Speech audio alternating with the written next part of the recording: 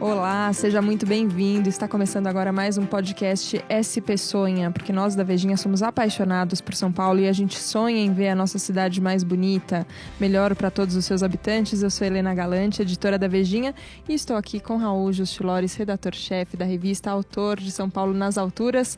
E hoje vamos falar de um sonho bem específico, né, Raul? Você sonha em ver São Paulo sem muros altos? Sem muros altos, com menos grades, com menos muralhas, que faz a São Paulo ficar uma cidade mais bonita e, por incrível que pareça, mais segura. Eu acho que ao contrário do que muita gente pensa, quanto mais muro alto, mais São Paulo se tornou insegura. As pessoas foram ficando com medo e foram aumentando os muros, né? A gente tem as casinhas antigas de São Paulo que tinham aquele murinho baixo e parece que o muro foi crescendo conforme a sensação de insegurança foi crescendo. Mas na verdade é isso, né? Quando você tem um muro alto, ninguém tá vendo o que tá acontecendo. Ninguém tá vendo e, assim, para uma quadrilha, para quem é do negócio de assaltar os demais, é uma maravilha você estar atrás de um muro alto, que nenhum vizinho possa ver, que ninguém na calçada possa perceber algo estranho, que ninguém possa ligar por 190 e falar, olha, tem um movimento esquisito na minha casa do lado. E a gente tem vários exemplos, né, em São Paulo. O Cemitério da Consolação e o Cemitério do Araçá, mas principalmente o da Consolação, ele é cercado por um muro super alto e é um dos cemitérios aí que tem mais furtos da cidade. Aliás, infelizmente, levam esculturas, levam obras de arte, levam literalmente pedaços aí de mausoléus e jazigos artísticos, né, de grandes nomes da cidade. E do lado de fora também assusta, né? Quem tá passando ali de carro, você sempre acha que tem alguém à espreita ali, claro, perto do muro. Porque o muro alto, ele não cria uma calçada convidativa, né?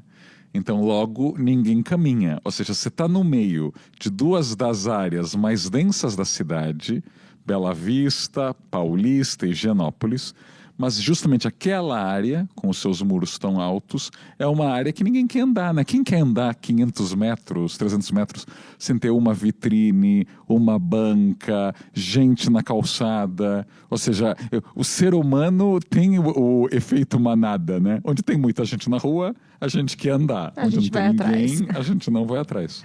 Agora, eu digo uma coisa, para não nos chamarem de idealistas, a gente tem exemplos em São Paulo de muros que foram demolidos e melhorou a situação da rua, do local, inclusive a segurança? Temos.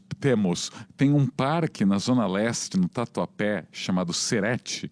Para quem não conhece, é um parque municipal, um dos maiores da cidade, que era uma colônia dos trabalhadores aí criada nos anos 70.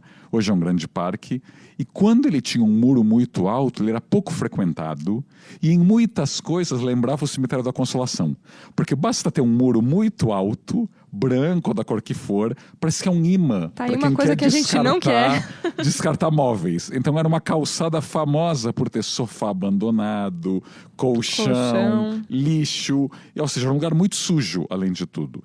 E aí uma incorporadora lá do bairro sugeriu, tem muitos prédios ao redor, e apesar de assim, quem está num apartamento alto vê o parque, mas quem está na calçada vê aquele muro alto. E ele fez uma proposta para a prefeitura, acho que foi ainda no governo Haddad, a incorporadora falou, olha, e se os muros do Serete forem derrubados, nós pagamos o gradil. E colocamos o gradil ao redor do parque inteiro.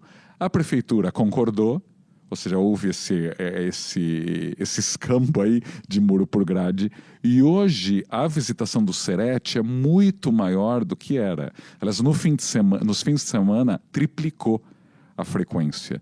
Isso não só mais seguro, para quem está andando na rua, você vê literalmente um parque, né? Você vê o verde.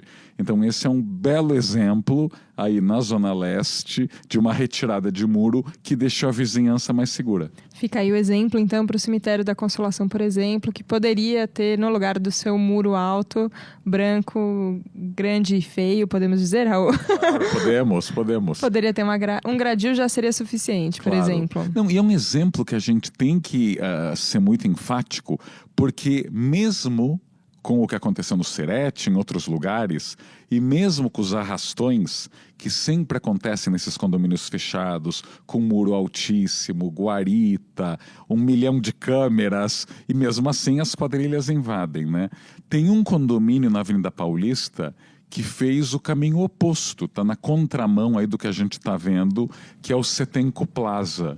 que é na Paulista com a ministra Rocha Azevedo. Exatamente, aquele que tinha a pracinha tão gostosa na frente do Spot, não é? Isso, ou seja, quem frequenta o Spot, quem anda pela Paulista, tem ali a Caixa Econômica e o Tribunal Regional Federal da Terceira Região, e era uma praça entre aqueles dois prédios, né, de concreto e vidro, e você via ali gente namorando nos banquinhos de concreto, aliás, um dos poucos lugares da Paulista, ou da cidade, né, que as pessoas podiam sentar ao ar livre, tem ali bancos. Como é gostoso e como é raro. Raro, né, raro. Tem chafariz, tem jardim, e é um projeto do final dos anos 70, de dois arquitetos super inspirados, e durante 30 anos esse projeto foi um sucesso de público e de crítica. Era um lugar, apesar de ser um empreendimento privado, na prática era uma praça pública. Você vê a gente passeando o cachorro, até andando à noite por ali. E a má notícia é que no final do ano passado, e entre o final do ano passado e o início deste ano, começou uma obra ali, e o que era uma praça pública se tornou aí um condomínio fechado, com um alambrado preto tenebroso, até porque assim, a falta de generosidade muitas vezes é acompanhada pela feiura, né? Então esses sentimentos, eles se revelam esteticamente. E fechou-se a praça, o gramado, coitado do gramado, eles colocaram umas placas ali de vidro e de metal em cima do jardim. Ou seja, nem cachorro agora mais pode passear ali no nem gramado? Nem cachorro, não. E ele só fica aberto de segunda a sexta. Então ele é um condomínio aí para uso dos desembargadores, dos funcionários, dos escritórios daqueles dois prédios. No sábado e no domingo, quando a Paulista está cheia de gente, e é um lugar aí que recupera a nossa esperança, né, com o espaço público de São Paulo, aquele lugar está fechado. E não faz sentido, porque para quem acha, não, a Paulista tem muita gente, é muito suja, ou vai ter a população em situação de rua dormindo ali. Ou seja, para quem acha que essa falta de generosidade do condomínio Setenco Plaza é justificada, basta olhar ao redor da Paulista. A gente tem o Instituto Moreira Salles, com a calçada aberta, cheio de gente, limpo, frequentado, animado. A gente tem a Casa do Japão, a gente tem o novo Sesc da Paulista, o Itaú Cultural, o próprio Conjunto Nacional, né? O Santos Augusto ali do lado também não tem. O Santos Augusto, que é um prédio novo, corporativo, de empresas, ou seja, é um prédio de luxo, né? Projetado pelo Isai Weinfeld. Não tem nem grade, nem muro, e melhor, tem bancos.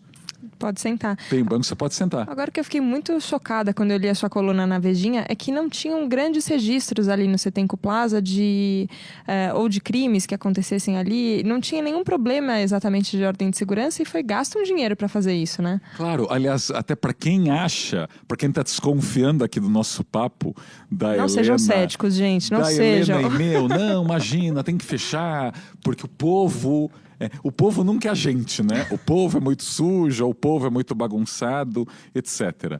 Ali é uma área muito segura.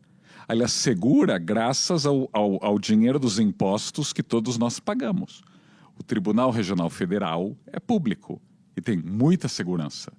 O Banco Central, a sede paulistana do Banco Central, fica do lado. Aquele prédio de esquina na Ministro com a Paulista. Tem muita segurança. A Caixa tem muita segurança. Então não é possível pensar que o Conjunto Nacional seja aberto sábado, domingo e qualquer um entre, né, nos seus corredores e que justamente num prédio público ocupado pelo Poder Judiciário tenha que ter um alambrado preto. Ali não havia, eu perguntei para as delegacias de polícia ao redor, não tem um registro de assalto, de crime. Aliás, eu posso falar porque eu frequento aquela área há uns 20 anos e não lembro jamais de ver assalto, aliás, nem de lixo ali. É um lugar muito limpo. Um lugar limpo e era muito bonito e agradável, né? Agora não tanto, a gente perde pontos. Então, mas ficamos aqui com essa sugestão na SP Sonha porque a gente pode mudar isso para melhor. Isso acho que é curioso a gente falar, Raul, porque você é especialista em arquitetura, urbanismo e para às vezes as pessoas isso não é uma noção tão clara. Quando a gente começou a levantar os muros em São Paulo, quando isso aconteceu? Olha, começou meados dos anos 80, início dos 90, que é quando essa sensação de insegurança começa a crescer. E, na prática, a taxa de homicídios em São Paulo cresce muito no final dos anos 80, início dos anos 90. temos que lembrar que essa taxa de homicídios, a criminalidade crescem, especialmente na periferia, não nos bairros ricos. Então, os bairros ricos se apressam a criar muros enormes, apesar de serem muito mais seguros que a nossa periferia. A gente sabe que boa parte da criminalidade, no Brasil, não só em São Paulo, tem relação com o tráfico de drogas. Sim. Qualquer estatística brasileira aponta que o número de latrocínios é muito baixo. Ou seja, o assalto seguido de morte. A gente tem muito furto de carro, a gente tem furto aí nos cemitérios, apesar dos muros altos, mas muitos dos lugares que colocam um muro alto são seguros, ficam em ruas seguras, em bairros seguros, e olha a ironia, cheios de guaritas e com guarda em cada esquina. Então, para que o muro tão alto se você também está gastando com guarda, com guarita, com segurança? Agora, ainda há prédios, dando esses exemplos que a gente falou de Higienópolis e Jardins, há prédios nos 2 bairros que não tem nem muro, nem grade. Temos bons exemplos, então, residenciais, na sua maioria? Tem bons exemplos de prédios residenciais, sem muro nem grade. O edifício Piauí, aliás, onde eu morei, na Piauí com a Sabará, não tem muro nem grade. Não tinha reunião de condomínio ali, das pessoas querendo colocar... Sempre tinha, mas felizmente vários moradores eram contrários. Que bom. E sempre alegavam, não, esta aqui é uma obra arquitetônica, temos que respeitar. Até porque para você chegar no hall do prédio, há rampas. Na época, o Artacho Jurado, que é o arquiteto que construiu o prédio, ele fez meio andar para baixo para criar garagem, o que era uma raridade, né, em Higienópolis. O projeto é de 1946. Então ele colocou meio andar para colocar garagem e logo o térreo é meio andar para cima. Porque ele não quis escavar tanto assim, certo ele, porque se até hoje, quando a gente escava, jorra água por todos os lados em São Paulo, imagina nos anos 40. Então, para você subir o térreo, você tem que pegar uma rampinha. E até hoje, você vê as crianças das escolas ao redor de Higienópolis subindo na rampinha. É um imã para a criança largar a mãe e subir a rampinha. Podem estar com a mochilinha, com as rodinhas, etc. Vão subir na rampa. E é um lugar seguro. O edifício Itagoas, na Itacolomi com Alagoas, tampouco tem grade e muro. O edifício Louveira, que é talvez aí o edifício residencial mais belo e mais conhecido do Vila Nova Artigas, na Praça Vila Boim, são aquelas 2 torres gêmeas, até baixinhas, vermelho e uma espécie de laranja. Né? Eu nunca sei se é laranja ou amarelo, eu tenho um pezinho no daltonismo. Mas amarelo ou laranja. E aqueles prédios têm um grande jardim no meio aberto. Aliás, é muito comum você ver turistas, estudantes de arquitetura, entrando no prédio para tirar foto. E de novo, como sempre tem gente ali circulando, logo é mais seguro.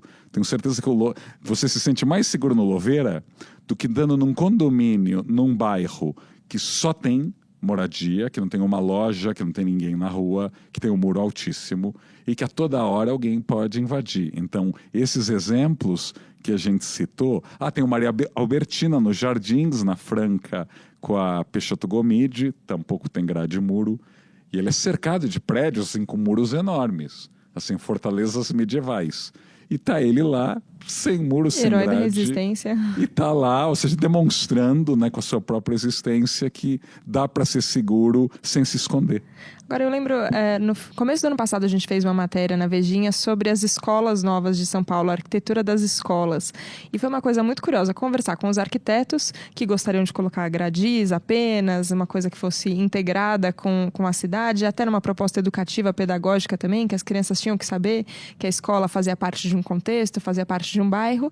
E depois do projeto aprovado, os pais demonstraram muita resistência, porque seria perigoso ter as crianças expostas, as pessoas verem quem estuda no colégio, tem essa preocupação dos pais, e eles acabaram optando por um muro verde, então um pouco de planta, um muro um pouco mais permeável, mas também não tão exposto. Você acha que essa pode ser uma solução também em alguns casos? Em alguns casos, sim. Eu só acho um problema quando os pais querem esconder a cidade dos seus filhos. Algum momento eles vão ter que ver o que é a cidade real. É como aqueles pais que dizem, não, meus filhos têm que crescer em condomínio fechado. E quando eles tiverem 18 anos? E aí? Como é que eles vão agir? Como eles vão interagir com a cidade? Eu acho que assim, nas últimas décadas, São Paulo se escondeu dentro de shopping center, atrás de muros, em condomínios fechados, sempre com nomes bucólicos, né? Todo condomínio fechado se chama chácara, granja. O que não é o que parece menos tem. uma granja também. É menos bucólico. A cidade ficou mais segura com isso. Quanto mais a gente se escondeu, mais ficou insegura. No outro extremo, quando a cidade não se esconde, Paulista no domingo, o Minhocão no domingo e no sábado à tarde, a própria Praça Roosevelt. A Praça Roosevelt, quando não tinha ninguém lá, nem skatista, só os traficantes ali, era inseguro. Quando tem lá o povo bebendo a sua cerveja de litrão às 10 da noite, 11 da noite, você tem uma praça muito mais segura. Então, são justamente essas pessoas que não tiveram medo que nos deram a todos a sensação de segurança de volta. Imagina se ninguém tivesse topado, né, quando foi criada a virada cultural. Eu lembro, aliás, na primeira virada cultural, tinha amigos que diziam: quem vai pro centro à meia-noite ver show? Madrugada. Quem vai de madrugada ver um show no centro? Felizmente, algumas pessoas não pensaram assim e falaram: o quê? Show de graça eu vou, nem que seja 3 da manhã. E acabaram dando uma aula para os paulistanos de que sim, a gente pode mudar algumas certezas aí que estão muito incrustadas na nossa cabeça. Uma aula que pode ser começada desde criança, então, desde o colégio, desde criança. Levar a criança para andar na rua, levar a criança para passear fora do shopping, para andar no parque, até para conhecer os nossos cemitérios, que alguns são muito bonitos, como o da Consolação, mas conhecer a cidade real, que sim, tem pobreza, tem sujeira. Aliás, melhor época da vida para você ensinar como sujeira é ruim e como a não jogar lixo no chão. Se você precisar de ideias de por onde passear em São Paulo, é só entrar no site da Vejinha, né, Raul? Temos o SP Sonha aqui, o blog, junto com São Paulo das Alturas, mostrando tudo que a nossa cidade tem melhor e que pode melhorar, né, Raul? Você é otimista. Eu percebo isso otimista nos nossos papos aqui. Eu sou muito otimista porque eu acho que nós que não somos tão velhos, vocês não estão nos vendo, só estão ouvindo as vozes, mas nós somos jovenzíssimos, né, Helena? Muito jovens. E nós vimos São Paulo melhorar muito na nossa vida. Não é assim, a gente não tem aquela visão nostálgica, São Paulo era tão melhor. Não, São Paulo era muito pior quando eu tinha 15, 20 anos. Então eu vi a cidade melhorar. As calçadas estarem com mais gente, eventos públicos ao ar livre tendo cada vez mais frequência. Então acho que é uma demanda. Acho que cabe a nós não só cobrar que haja mais qualidade de espaço público, que quando a gente cria um espaço público a gente pense em como deixá-lo limpo, iluminado, seguro, mas tentar combater esses dogmas, né, esses clichês, que acham que dá para ser feliz trancafiado dentro de casa. Acho que se você está numa cidade de 12 milhões de habitantes, aproveite os 12 milhões de habitantes. Aproveite e conta pra gente aqui nos comentários, então, do nosso podcast, o que você acha. Se tem algum lugar perto da sua casa que tinha um muro e agora tem uma grade, será que você acredita mais em muros ou em grades, ou topa os lugares mais abertos, mais povoados pelas pessoas aqui em São Paulo? Obrigada pela companhia nesse podcast. Obrigada, Raul. Muito obrigado, Helena. Até o próximo. Até o próximo. Tchau, tchau.